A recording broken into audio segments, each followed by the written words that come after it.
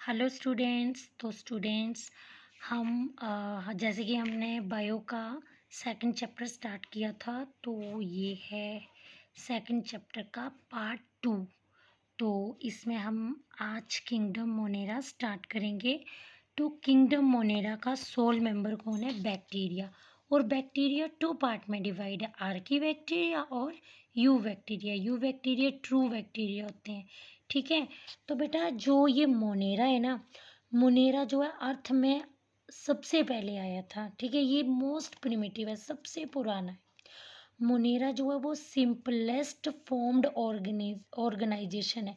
Monera जो है वो स्मॉलेस्ट और सिंपलेस्ट ऑर्गेनिज्म है। ये मोस्ट अबंडेंट ऑर्गेनिज्म है, मतलब ये बहुत ही इंपॉर्टेंट और मेजर ऑर्गेनिज्म है। Monera is cosmopolitan. कॉस्मोपॉलिटन का मतलब होता है कि मोनेरा हर जगह में पाया जाता है। मोनेरा एक्सट्रीम एनवायरनमेंट कंडीशन में भी पाया जाता है, जैसे जो गर्म पानी के झरने होते हैं ना, हॉट स्प्रिंग, वहाँ पे भी पाया जाता है।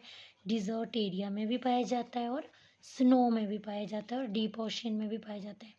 कुछ बैक्टीरिया जो होते हैं ना, वो ऑर्गेनिज्म के अंदर होते हैं। जो ऑर्गेनिज्म के अंदर होते हैं वो एंडोपैरासाइट होते हैं, और जो ऑर्गेनिज्म की बॉडी के बाहर होते हैं वो एक्टोपैरासाइट होते हैं। अब बेटा हम मोनेरा के कुछ करेक्टर्स के बारे में जानेंगे। मोनेरा यूनिसेलुलर ऑर्गेनिज्म है। मोनेरा फिलामेंटस शेप का होता है, जैसे धागे की तरह शेप होती है। मोनेरा कॉलोनियल, मतलब ये कॉलोनी में भी रहता है। अब आपको पता है मोनेरा प्रोकैरियोटिक है। तो प्रोकैरियोटिक की मेन करेक्टरिस्टिक क्या होती है कि बिना न्यूक्लियर मेम्ब्रेन की। तो मोनेरा में ना तो न्यूक्लियर मेम्ब्रेन होती है, ना न्यूक्लियोलस होता है। और जो मोनेरा की प्रोकैरियोटिक सेल है, तो मोनेरा के जो जेनेटिक मटेरियल होता है ना, उसको न्यूक्लियोइड बोलते हैं। न्यूक्लियोइड होता है ना, इसमें ना मोनेरा को जो जेनेटिक मटेरियल होता है वो नेक्ड होता है। नेक्ड मतलब जेनेटिक मटेरियल जैसे डीएनए वगैरह, तो वो नेक्ड होता है, मतलब वो न्यूक्लियर मेम्ब्रेन से कवर्ड नहीं होता है। तो मोनेरा को ये जेनेटिक मटेरियल को न्यूक्लियोइड बोलती हैं और जीनोफोर बोलती हैं। अब न्यूक्लियोइड में क्या क्या पाया जाता है? Double standard circular DNA. तो मोनेरा में डीएनए कौन सा पाया जाता है? Double standard circular DNA. और आरएनए पाया जाता है। और प्रोटीन कौन सी पाई जाती है? Non histone. प्रोकैरियोटिक में नॉन हिस्टोन प्रोटीन पाई जाती है और यूकैरियोटिक में हिस्टोन प्रोटीन पाई जाती है। अब मोनेरा के डीएनए की पैकिंग कौन करता है? पॉलीअमाइन। अब आपको पता है डीएनए, ये भी आ जाता है क्वेश्चन कि डीएनए का चार्ज क्या होता है, तो ये नेगेटिवली चार्ज होता है। मोनेरा की जो प्रोटीन होती है वो नॉन हिस्टोन प्रोटीन होती है, और नेचर में ये बेसिक होती है और पॉजिटिव होती है, ठीक है। तो यहाँ से पूछ सकते हैं क्वेश्चन कि नॉन हिस्टोन प्रोटीन बेसिक होती है और पॉजिटिव होती है। मोनेरा की सेल वाल मैंने पहले ही डिस्कस किया था कि इसकी सेल वाल नॉन सेलुलोजिक होती है, यानी कि ये सेलुलोज से नहीं बनी होती है। तो ये किससे बनी होती है? तो ये पेप्टाइडोग्लाइकन की बनी होती है। पेप्टाइडोग्लाइकन मतलब polymer of amino acid. Polymer of amino acid को बोलते हैं प्रोटीन। तो पेप्टाइडो मतलब प्रोटीन, ग्लाइकन मतलब शुगर। तो ये जो शुगर है ना, ये इसकी पेप्टाइडोग्लाइकन, ये जो मोनेरा की ये जो शुगर है, ये किसका बना हुआ है? एन एसिटाइल ग्लूकोसामाइन और एन एसिटाइल म्यूरेमिक एसिड। तो इसमें एन एसिटाइल म्यूरेमिक एसिड जो है इसका कंटेंट ज़्यादा होता है मोनेरा में, मोनेरा की सेल वॉल में। अब आपको पता है बेटा मोनेरा का कौन सा ग्रुप है जिसमें सेल वॉल एब्सेंट होती है? वैसे तो मोनेरा के हर मेंबर में सेल वॉल प्रेजेंट होती है जो पेप्टाइडोग्लाइकन की बनी होती है, लेकिन माइकोप्लाज्मा ऐसा ऑर्गेनिज्म है ये इसमें सेल वॉल एब्सेंट होती है। ये बहुत ही ज़्यादा इंपॉर्टेंट आता है क्वेश्चन ये। मोनेरा में कौन सा राइबोसोम प्रेजेंट होता है? आपको पता है मोनेरा प्रोकैरियोटिक है, तो प्रोकैरियोटिक सेल में कौन सा राइबोसोम प्रेजेंट होता है? 70S ribosome. अब मोनेरा में ना तो single membrane bond organelle present होती है, ना डबल मेम्ब्रेन बॉन्ड ऑर्गेनेली। अब इसका मतलब क्या है? बेटा आपको पता है कि सेल के अंदर सेल ऑर्गेनेली होती है। तो फर्स्ट टाइप के ऑर्गेनेलीज हैं जो जिनमें जो सिंगल मेम्ब्रेन ऑर्गेनेली होती है। तो मोनेरा में ये सिंगल मेम्ब्रेन ऑर्गेनेली नहीं होती है। तो सिंगल मेम्ब्रेन ऑर्गेनेली कौन सी? Endoplasmic reticulum, Golgi, lysosome, vacuole, microbodies, ये बिल्कुल भी मोनेरा में प्रेजेंट नहीं होती। ना तो मोनेरा में double membrane bound cell organelle present होती हैं, जैसे माइटोकॉन्ड्रिया, क्लोरोप्लास्ट, न्यूक्लियस, ये कुछ भी मोनेरा में प्रेजेंट नहीं होता है। तो मोनेरा में क्या प्रेजेंट होता है? मोनेरा में ओनली 70S राइबोसोम्स प्रेजेंट होता है, ठीक है। तो 70S राइबोसोम की 2 सब यूनिट है। पहला है स्मॉल सब यूनिट और दूसरा है लार्ज सब यूनिट। तो बेटा जो स्मॉल सब यूनिट है ये 30 ईयर्स है और लार्ज सब यूनिट जो है वो 50 ईयर्स है। बेटा ये इनको इन सब यूनिट को हम ऐड नहीं करते हैं, ठीक है ना। ये नहीं, यहाँ पे आप मैथ मत लगा देना, ठीक है। तो स्मॉल सब यूनिट में 60S राइबोसोमल आरएनए होता है और लार्ज सब यूनिट में 23S राइबोसोमल आरएनए होता है और 5S राइबोसोमल आरएनए होता है। लार्ज सब यूनिट में 23S राइबोसोमल आरएनए होता है और 5S राइबोसोमल आरएनए होता है। ये एस जो है ना, ये इसका यूनिट है, मतलब इसको स्वेड वर्ग बोलते हैं, जो इसकी डेंसिटी और साइज को इनडायरेक्टली मेजर करता है। अब बेटा ये दोनों लार्ज और स्मॉल सब यूनिट जो हैं वो किससे जुड़े हुए हैं, तो ये जो है मैग्नीशियम आयन कंसेंट्रेशन जो है इनको जोड़ के रखती है। तो यहाँ से क्वेश्चन आता है, बहुत इंपॉर्टेंट है और ये नीट में आया है क्वेश्चन, ठीक है। आपको पता है मोस्टली बैक्टीरिया जो होते हैं वो हिट्रोट्रॉफिक होते हैं, मतलब ये अपना खाना खुद नहीं बनाते हैं, दूसरों पे डिपेंड होते हैं खाने के लिए। और कुछ बैक्टीरिया जो होते हैं वो ऑटोसोमिक होते हैं, ठीक है। तो बेटा ये देखो, ये मोनेरा की डायग्राम है, यानी कि ये प्रोकैरियोटिक सेल की डायग्राम है। ये जो बाहर आपको ये लेयर दिख रही है ये सेल वॉल है, ये जो अंदर लेयर दिख रही है ये प्लाज्मा मेम्ब्रेन है। अब प्लाज्मा मेम्ब्रेन अंदर को इन्वेजिनेट करती है ना, तो इसको मीजोसोम बोलते हैं। अब बेटा इसमें यूकैरियोटिक की सेल की तरह माइटोकॉन्ड्रिया तो नहीं होता है जो रेस्पिरेशन में हेल्प करे। तो ये जो मीजोसोम होता है ये माइटोकॉन्ड्रिया के जैसे ही काम करता है। तो इस मीजोसोम में ये जो डॉट डॉट लगे ये इनको बोल रहे हैं रेस्पिरेटरी एंजाइम। तो ये इसके रेस्पिरेशन में हेल्प करते हैं। और ये जो इन्वेजिनेशन है ना प्लाज्मा मेम्ब्रेन की, इसको मीजोसोम बोलते हैं। मीजोसोम के ऊपर रेस्पिरेटरी एंजाइम है। अब ये नेक्ड जेनेटिक मटेरियल देखो, आपको यहाँ पे जैसे यूकैरियोटिक सेल में था ना न्यूक्लियर मेम्ब्रेन देखने को मिल रही थी, पर यहाँ पे न्यूक्लियर मेम्ब्रेन अब्सेंट होती है। तो जो आपका जेनेटिक मटेरियल है वो स्कैटर्ड है साइटोप्लाज्म में। तो इसको इस जेनेटिक मटेरियल को मोनेरा में न्यूक्लियोइड बोलते हैं, जीनोफोर बोलते हैं, ठीक है। और ये मेन जीनोमिक डीएनए है। और ये जो आपको दिख रहा है ये jelly like structure, semi fluid like structure, ये है साइटोप्लाज्म। और बेटा ये है प्लाज्मिड। तो आपको पता है बैक्टीरिया की मेन कैरेक्टरिस्टिक है प्लाज्मिड। ये एक्स्ट्रा क्रोमोसोमल डीएनए होता है जो कि प्लाज्मा मेम्ब्रेन के साथ अटैच्ड है। तो मोनेरा जो है इसकी बॉडी जो होती है वो बिल्कुल सिंपल ऑर्गेनाइजेशन होती है इसकी बॉडी की। ये लेकिन ये कम बिहेवियर में बड़ा ही कॉम्प्लेक्स होता है, ठीक है। जैसे हम कॉम्प्लेक्स है ना, पर इसकी बॉडी सिंपल होती है लेकिन ये बिहेवियर में कॉम्प्लेक्स होता है। मोनेरा जो है वो डाइवर्स मेटाबॉलिक डाइवर्सिटी शो करता है। मोनेरा जो है वो डाइवर्स मेटाबॉलिक डाइवर्सिटी शो करता है, ठीक है। तो वो कैसे, अब मैंने बताया कि रेस्पिरेटरी पिगमेंट जो है वो प्लाज्मा मेम्ब्रेन के साथ एसोसिएट है, क्योंकि ये प्लाज्मा मेम्ब्रेन की एसोसिएशन इन्वेजिनेशन से मीजोसोम बनता है। अब शेप के बेसिस पे हम देखेंगे बैक्टीरिया की टाइप। रोड शेप बैक्टीरिया, ये देखो rod shape bacteria bacillus bacteria है। सर्कुलर शेप बैक्टीरिया जो है कोकस बैक्टीरिया है। कोमा शेप बैक्टीरिया जो है वो विब्रियो बैक्टीरिया है। स्पाइरल शेप बैक्टीरिया जो है वो स्पाइरिलम है। बेटा आपको पता है कि बैक्टीरिया ना एक बहुरूपी है, ये अपनी शेप को चेंज कर सकता है, इसलिए इसको प्लूरोमॉर्फिक भी बोलते हैं। यहाँ से भी PYQ बन सकता है आपका, MCQ बन सकता है। तो रेस्पिरेशन, अब आपको पता है कि बैक्टीरिया सांस कैसे लेते हैं। तो बैक्टीरिया ऑब्लिगेटिव एरोब्स भी होते हैं, ऑब्लिगेटिव एनेरोब्स होते हैं, फैकुलेटिव एरोब्स होते हैं, फैकुलेटिव एनेरोब्स होते हैं। ऑब्लिगेटिव का मतलब होता है जिद्दी, ये बड़े जिद्दी एरोबिक होते हैं, मतलब कि ये स्ट्रिक्टली एरोबिक बैक्टीरिया, मतलब इनको सर्वाइव करने के लिए ऑक्सीजन चाहिए। एरोबिक होता है कि जो रेस्पायर करते हैं in the presence of oxygen.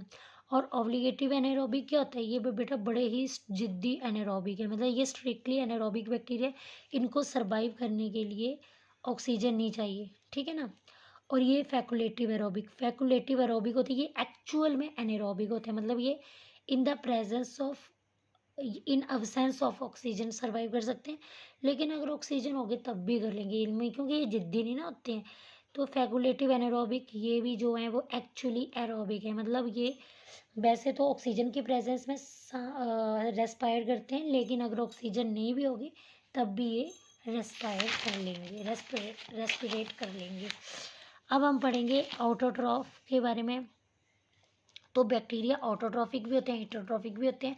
पहले हम ऑटोट्रॉफिक बैक्टीरिया के बारे में पढ़ेंगे। ऑटोट्रॉफिक बैक्टीरिया 2 टाइप के हैं, फोटो ऑटोट्रॉफ और कीमोसिंथेटिक। तो फोटो ऑटोट्रॉफ नाम से क्लियर हो रहा है कि ये जो हैं फोटो ऑटोट्रॉफिक, इनको अपना फूड बनाने के लिए लाइट की नीड बढ़ती है, पिगमेंट्स की नीड बढ़ती है। और ये मतलब इस इन लाइट और पिगमेंट की हेल्प से ये इनऑर्गेनिक सोर्स ये है। तो यहाँ पे ऑटोट्रॉफिक बैक्टीरिया क्या करते हैं, ये कार्बन डाइऑक्साइड है, ये H2S है, जब ये इनऑर्गेनिक मटेरियल रिएक्ट करेगा तो फूड बनेगा और सल्फर बाई प्रोडक्ट बनेगा। तो बेटा यहाँ पे देखो, अब यहाँ पे कैसी फोटोसिंथेसिस हो रही है, एन ऑक्सीजनिक। और फोटोसिंथेसिस एन ऑक्सीजनिक क्यों बोला, फोटोसिंथेसिस तो ऑक्सीजनिक होती है क्योंकि फोटोसिंथेसिस के बाद जो बाई प्रोडक्ट बनता है वो ऑक्सीजन बनता है। एन ऑक्सीजनिक इसलिए बोला कि बैक्टीरिया के केस में क्या होता है कि ऑक्सीजन ही बनती है, जी जो फोटोऑटोट्रॉफ है इनमें ऑक्सीजन ही बनती है, इनमें सल्फर बाई प्रोडक्ट बनता है। तो बेटा यहाँ से भी क्वेश्चन आने की काफ़ी पॉसिबिलिटी है। नेक्स्ट है कि नेक्स्ट टाइप है कीमोसिंथेटिक बैक्टीरिया। कौन होते हैं, अब कीमोसिंथेटिक जो होते हैं इनमें लाइट, ये मतलब ये अपना फूड बनाते हैं लाइट के एब्सेंस में, पिगमेंट के एब्सेंस में, और ये भी इनऑर्गेनिक केमिकल को ऑक्सीडाइज करते हैं। लेकिन ये इनऑर्गेनिक केमिकल को ना फोटो ऑटोट्रॉफ की तरह लाइट और पिगमेंट की प्रेजेंस में ऑक्सीडाइज नहीं करते हैं, ये नाइट्रीफाइंग बैक्टीरिया की प्रेजेंस में ऑक्सीडाइज करते हैं, जिससे एनर्जी रिलीज होती है और वो एनर्जी जो है फूड के लिए हेल्प करती है। अब यहाँ पे जैसे आप देख सकते हो कीमोसिंथेटिक बैक्टीरिया कौन से होते हैं, जो कि अमोनिया को नाइट्राइट में चेंज करते हैं और नाइट्राइट को नाइट्रेट में।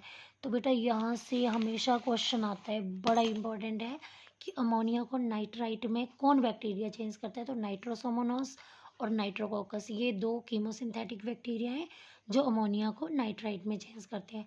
और नाइट्राइट को नाइट्रेट में कौन से बैक्टीरिया चेंज करते हैं, नाइट्रोबैक्टर और नाइट्रोसिस्टिस। तो नाइट्रोबैक्टर और नाइट्रोसिस्टिस भी आपके कीमोसिंथेटिक बैक्टीरिया हैं। नेक्स्ट है नाइट्रीफाइंग बैक्टीरिया के नाम है कीमोसिंथेटिक ऑटोट्रॉफिक। तो ये मैंने नाइट्रीफाइंग बैक्टीरिया बताया था, नाइट्रोसोमोनास, नाइट्रोकॉकस, नाइट्रोबैक्टर, नाइट्रोसिस्टिस, ये न्यूट्रिएंट की साइक्लिंग में इन्वॉल्व होते हैं। अब बेटा इसमें 2 टाइप की पिगमेंट होती है मोनेरा में, तो कौन कौन सी होती है पिगमेंट, कौन सी होती है, तो जो पर्पल सल्फर बैक्टीरिया उनमें बैक्टीरियो परपरिन पिगमेंट होगी, और जो ग्रीन सल्फर बैक्टीरिया उनमें बैक्टीरियो वरीडिन होती है। अब ऑटोट्रॉफिक बैक्टीरिया पढ़ लिया बेटा, इन्हीं फीचर्स के कारण बैक्टीरिया जो है वो मेटाबॉलिक डाइवर्सिटी शो करता है। ठीक है, तो देखो कितनी वैरायटी के बैक्टीरिया हैं, जो कि न्यूट्रिशन से आपको पता चल गया। तो आपको कई बार क्वेश्चन आ जाए कि बैक्टीरिया जो है वो मेटाबॉलिक डाइवर्सिटी शो क्यों करते हैं, क्योंकि बैक्टीरिया ऑटोट्रॉफिक न्यूट्रिशन शो करते हैं, हिट्रोट्रॉफिक और ऑटो और हिट्रो में ही आपने कितनी टाइप्स पढ़ ली। अब हम हिट्रोट्रॉफिक बैक्टीरिया पढ़ेंगे। हिट्रोट्रॉफिक बैक्टीरिया जो होते हैं वो फोटो ऑर्गेनो हिट्रोट्रॉफ होते हैं और कीमो ऑर्गेनो हिट्रोट्रॉफ होते हैं।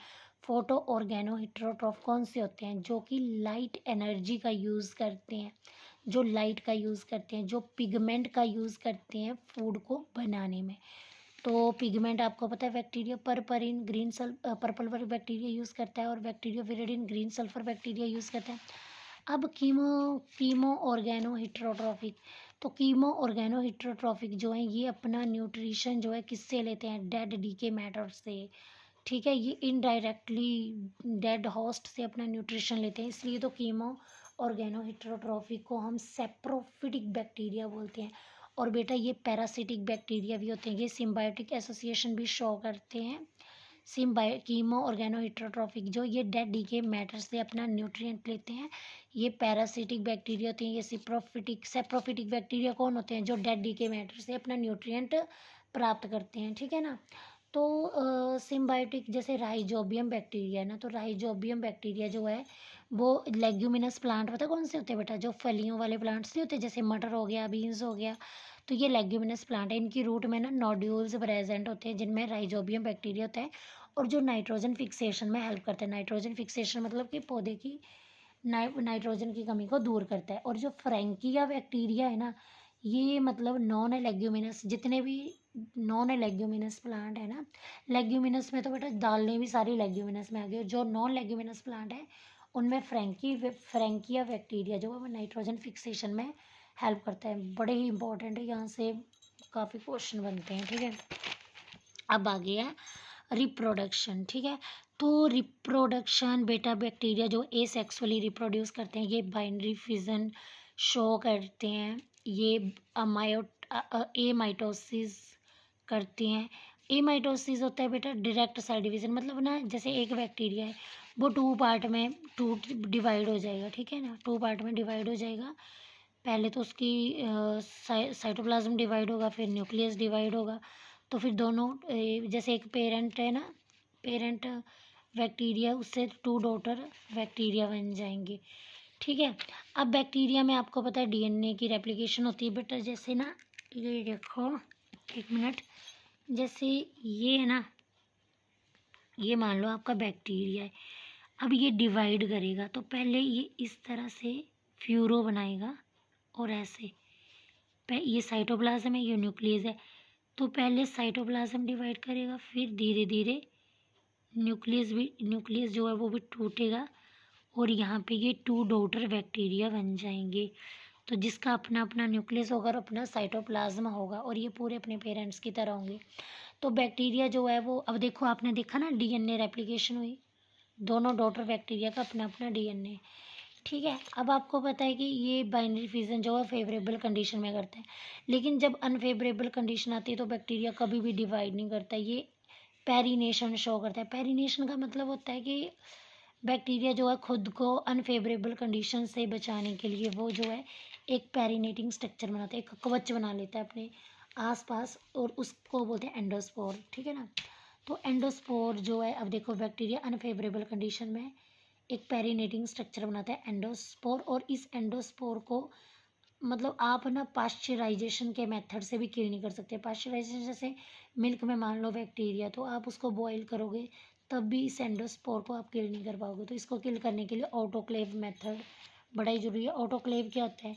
ऑटोक्लेव होता है कि टू प्रोवाइड मॉइस्ट हीट, मतलब कि बैक्टीरिया एंडोस्पोर को आपने मॉइस्ट हीट देनी है 120 डिग्री सेल्सियस टेम्परेचर से, जिससे आप एंडोस्पोर को बैक्टीरिया को किल कर सकते हो, ठीक है।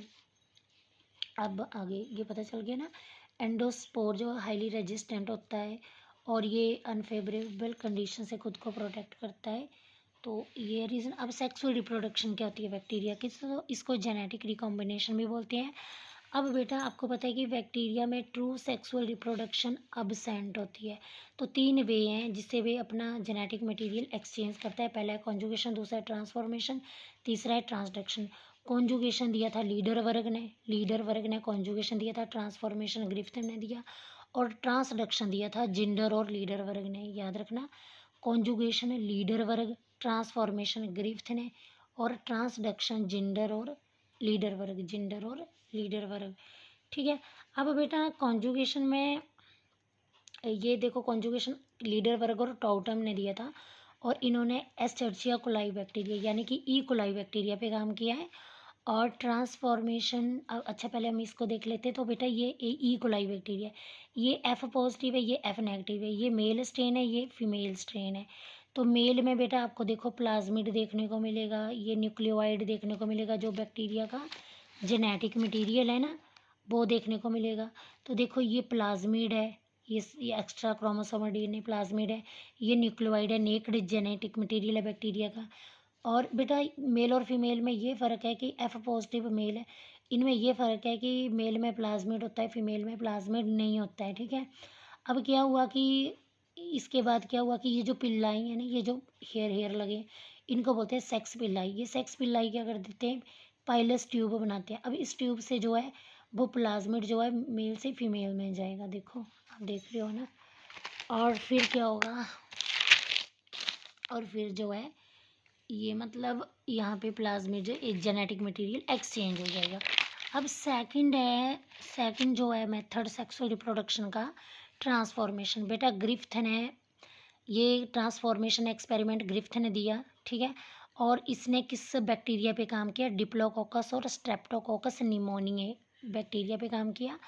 इसने क्या किया, इसने एस स्ट्रेन ली। एस स्ट्रेन जो है इसमें ना मतलब इसने क्या किया, एस स्ट्रेन को माउस को इंजेक्ट किया, तो इसने देखा कि माइस जो है वो डेड हो गई। क्यों हो गए डेड, ये देखो बेटा, ये जो एस स्ट्रेन होता है इसका स्ट्रक्चर देखो, ये अंदर सेल वॉल है और ये ग्लाइकोकैलिक्स चिपचिपा मटेरियल है। बेटा जिसमें ये स्ट्रक्चर बनेगा ना तो ये पैथोजेनिक होता है, वायरल होता है, वायरुलेंट होता है। तो इसकी जिसके कारण माउस जो है वो मर गए। अब उसके बाद इसने ना माउस को इंजेक्ट किया विद आर स्ट्रेन। ये रफ स्ट्रेन होती है बेटा, ये नॉन पैथोजेनिक होती है, नॉन वायरुलेंट होती है, तो इससे माइस नहीं मरेंगे, माइस सर्वाइव करेंगे, क्योंकि यहाँ पे ग्लाइकोकैलिक्स लेयर नहीं है। देखो जैसे यहाँ पे थी ना ग्लाइकोकैलिक्स लेयर, यहाँ पे नहीं प्रेजेंट है। तो फिर क्या किया इसने, हीट किल्ड एस स्ट्रेन से माइस को इंजेक्ट किया। तो यहाँ पे भी जब इसने एस स्ट्रेन को बॉयल किया अच्छे से, तो जो इसकी चिपचिपी लेयर थी ना ग्लाइकोकैलिक्स, ये रिमूव हो गई, जिससे क्या हुआ, अब जहाँ पे ग्लाइकोकैलिक्स लेयर नहीं होगी तो माउस जो है वो जिंदा रहेंगे, वो मरेंगे नहीं। अब इसने फोर्थ एक्सपेरिमेंट में क्या किया कि इसने हीट किल्ड एस स्ट्रेन दी, जिससे इससे भी माउस जिंदा थे, आर स्ट्रेन रफ स्ट्रेन दी, इससे भी माउस जिंदा थे। तो फिर इसने देखा कि जब इसने ये इंजेक्ट किया माइस को, तो माइस जो है वो डेड हो गए। अब ये कैसे हुआ, हीट किल्ड एस स्ट्रेन से तो माइस जिंदा थे, रफ स्ट्रेन से भी माइस जिंदा थे। तो इसने क्या किया, अब पता क्या हुआ बेटा, जो आर स्ट्रेन के अंदर जो बैक्टीरिया था ना, रफ स्ट्रेन के अंदर जो बैक्टीरिया था, उसने ना एस स्ट्रेन के डीएनए को एब्जॉर्ब कर लिया, और जिससे क्या हुआ कि ग्लाइकोकैलिक्स द्वारा बन गई। ठीक है, अब देखो बेटा, जैसे आर स्ट्रेन ने क्या किया, एस स्ट्रेन के डीएनए को एब्जॉर्ब कर लिया। अब आर स्ट्रेन बन गया, स्मूथ स्ट्रेन बन गया, ग्लाइकोकैलिक्स लेयर बन गई, और माउस जो है फिर डेड हो गए। तो ये रीज़न था। क्लियर हो गया। अब नेक्स्ट है transduction experiment. Transduction experiment Zinder और लीडरवर्ग ने दिया। इसने सैल्मोनेला टाइफी नामक बैक्टीरिया पे अपना एक्सपेरिमेंट किया। इसने अभी देखो इसमें क्या हुआ कि transfer of DNA between bacteria without physical, इसमें क्या हुआ कि डीएनए का ट्रांसफ़र हुआ पर बिना किसी फिजिकल कॉन्टैक्ट के। कैसे बेटा, ये देख सकते हो, ये एक बैक्टीरियोफेज की डायग्राम है, ये पॉलीगोनल यहाँ से ऐसे स्ट्रक्चर होता है, इसके अंदर डबल स्टैंडर्ड डीएनए। बैक्टीरियोफेज जो है एक वायरस है जो कि बैक्टीरिया पे अटैक करता है। ठीक है, तो ये देखो, ये इसके टेल फाइबर्स हैं, ये अटैच करते हैं होस्ट के साथ। ये देखो, अब इस वायरस ने बैक्टीरिया जो होस्ट है, यहाँ पे अब बैक्टीरिया में न्यूक्लियोइड है, ये प्लाज्मिड है। ठीक है, तो जब अब आपको पता है वायरस जो है ना तो लिविंग है ना नॉन लिविंग है, ये it is the connective link between living and non living. तो जैसे ये होस्ट पे अटैक करेगा तो अपना जेनेटिक मटेरियल होस्ट को दे देगा, और ये फिर वायरस अपने जेनेटिक मटेरियल को यहाँ पे मल्टीप्लाई करेगा, जिससे ये बैक्टीरिया इन्फेक्टेड हो गया। ठीक है, तो इस तरह से होगा। तो बेटा इसने देखो बैक्टीरियोफाज की हेल्प से वायरस ने बैक्टीरिया को कैसे इन्फेक्ट कर दिया। ठीक है, तो काफ़ी लंबी बेटा वीडियो हो गई है। तो अब हम जो हमारा थर्ड वीडियो होगी उसमें हम बैक्टीरिया के अनदर मेंबर के बारे में पढ़ेंगे, आर्की बैक्टीरिया के बारे में पढ़ेंगे। ठीक है, अगर आपको मेरी वीडियो पसंद आई हो तो please like comment and share, and please please please subscribe my channel. आपको मेरी वीडियो ज़्यादा स्मार्ट नहीं दिखेगी, बट जो भी इसमें कंटेंट है वो आपको यूट्यूब की किसी भी वीडियो में नहीं मिलेगा। ओके, तो please subscribe my channel. Bye bye.